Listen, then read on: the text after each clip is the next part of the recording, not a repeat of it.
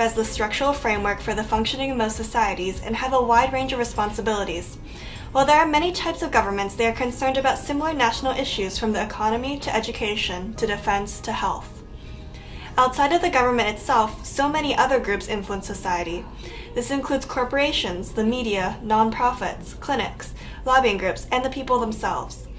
These groups have a lot of influence, but instead of representing a particular country or state or physical area, they often go beyond borders and represent a set of values or an ideology.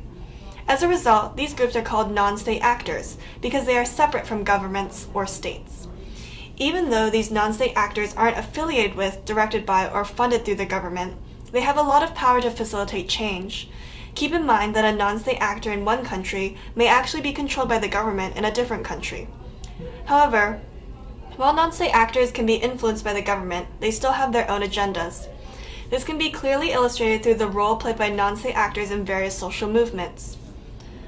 A social movement is when a group of people and/or organizations work towards a common goal.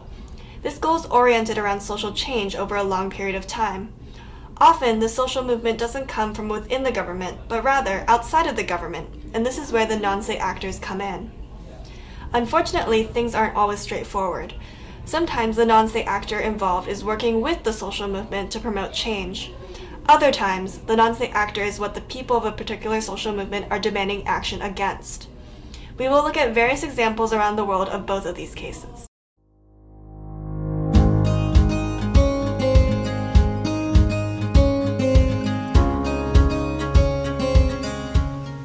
Sustainable agriculture movements across the world have many different goals.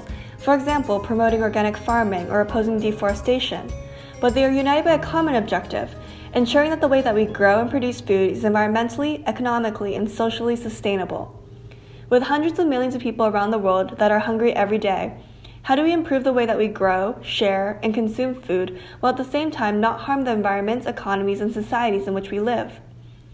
Agricultural practices have changed dramatically in the last 2 centuries, mainly due to industrialization. The development of new technologies and agricultural methods have allowed production of food to increase, in addition to reducing the amount of labor needed to grow crops. But these changes have also resulted in many drawbacks that have had negative environmental and socioeconomic effects, including topsoil depletion, groundwater contamination, disintegration of rural communities, worsening conditions for farm workers, and increased production costs. Besides industrialization, one of the major drivers of unsustainable agricultural practices was the Green Revolution. Although food production increased rapidly as a result of the agricultural techniques that were implemented in developing nations, many of these techniques relied on the heavy use of chemical fertilizers and pesticides, which were only later to be found to be harmful to human health and the environment. Other harmful practices included overuse of water for irrigation, using heavy machinery that required fossil fuels, and planting many of the same varieties of crops, leading to a reduction in biodiversity. As more and more people are realizing the extent of damage that these agricultural practices have caused, areas around the world have begun to move towards more sustainable practices. For example, reducing the use of pesticides, implementing more efficient irrigation systems, and planting genetically diverse varieties of crops. Besides these environmentally sustainable practices, people have also begun to think about the social implications of changing agricultural practices, especially for vulnerable rural communities. Green City Grows, an organization based in Boston, is playing its own role in promoting sustainable agriculture.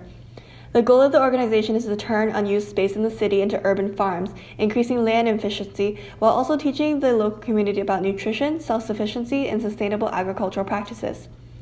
Started by just one Boston resident, to date, Green City Growers has grown over 200,000 pounds of produce and worked with over 7,500 individuals.